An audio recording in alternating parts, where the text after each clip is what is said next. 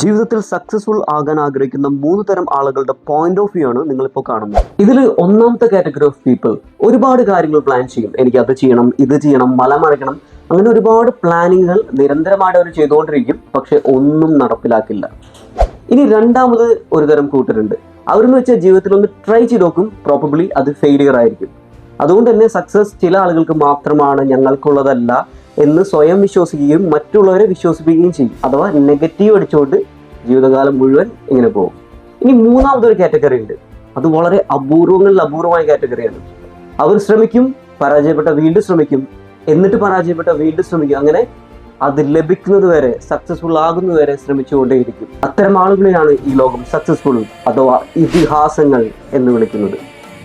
Always remember one thing, ആരും successful ആകാൻ വേണ്ടി മാത്രം ജനിച്ചിട്ടില്ല, ആരും ഫെയിലിയർ ആകാൻ വേണ്ടിയും ജനിച്ചിട്ടില്ല. എല്ലാവരും ജനിച്ചിട്ടേ ഉള്ളൂ. സക്സസ്ഫുൾ ആകുന്നു, ഫെയിലിയർ ആകുന്നു എന്നുള്ളത് നിങ്ങളുടെ പ്രവൃത്തിയെ ഡിപ്പെൻഡ് ചെയ്തിരിക്കും.